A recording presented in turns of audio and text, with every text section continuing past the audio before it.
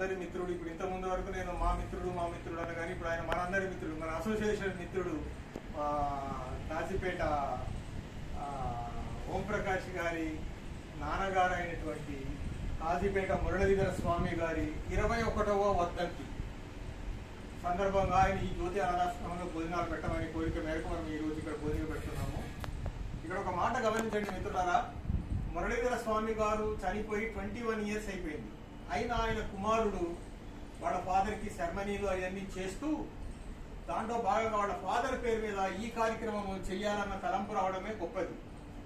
మన ఇంట్లో మనం ఏం చేస్తాము, సంవత్సరీకం చేస్తాము, ఇంట్లో వరకు మనం ఏదో ఇది చేస్తాము, ఆయనకి కొంచెం ఇది చేస్తాము. అలా కాకుండా ఈ జ్యోతి అనాథాశ్రమంలో ఈ ఉన్న 25 మందికి కూడా ఆయన ఇప్పుడు భోజన సౌకర్యం కల్పిస్తున్నాడు అన్నమాట. నిజంగా వాళ్ళ నాన్నగారు ఎక్కడున్నాడో కానీ ఆ నాన్నగారు ఇప్పుడు ఆయన అక్కడి నుంచి చూస్తూ ఉంటే ఎంత సంతోషిస్తాడని ఆయన. అరే మా అబ్బాయి చూసారా, 21 ఇయర్స్ అయింది నేను ఆయనని విడిచిపెట్టి వచ్చి, అయినా ఇంట్లో చేసుకోవడమే కాకుండా ఈ అనాథాశ్రయాలకు భోజనం పెట్టడం అన్న కార్యక్రమాన్ని కూడా మా అబ్బాయి చేపడుతుందని ఎంత సంతోషిస్తుండో. అక్కడ ఏ లోకం ఉందో మనకైతే తెలియదు, కానీ ఉన్నదేనైతే మనం అనుకుంటాము. అక్కడ ఆయన ఫ్రెండ్స్ అందరూ ఉంటే వాళ్ళ ఫ్రెండ్స్ అందరికి కూడా ఆయన చూపిస్తుంటాడు, చూడండి అయ్యా మా అబ్బాయి చూడండి, ఆయన ఇంట్లోనే కాదు అనాథాశ్రమంలో కూడా భోజనాలు పెట్టిస్తుండు. అప్పుడు ఆయనకు అక్కడ ఎంత హ్యాపీగా ఉంటున్నది. వాళ్ళ సర్కిల్లో అక్కడ ఇక్కడ ఆయన సర్కిల్లో ఇప్పుడు మనమే చెప్పుకుంటున్నాం చూడండి, 21 ఇయర్స్ అయినా కానీ మా ఓంప్రకాష్ ఇక్కడ భోజనాలు పెట్టిస్తున్నట్టే గొప్ప విషయం అది. ఎక్కడో ఆయన అక్కడ ఉంటాడు, ఇక్కడ పెట్టిస్తున్నాడు, అనాథలకు పెట్టాలన్న సంకల్పమే గొప్పది. అందులో ఆయన ఇక్కడ పెట్టిస్తున్నట్టే ఇది మన ఫస్ట్ కాదు, చాలా ప్రోగ్రామ్స్ చేశాడు ఆయన. వాళ్ళ ఇంట్లో ఏ కార్యక్రమం అయినా, బర్త్డేస్, పిల్లల్ని, మనవాళ్ళది, వాళ్ళ మ్యారేజ్ అన్ని మనం ఇక్కడే చేశాం.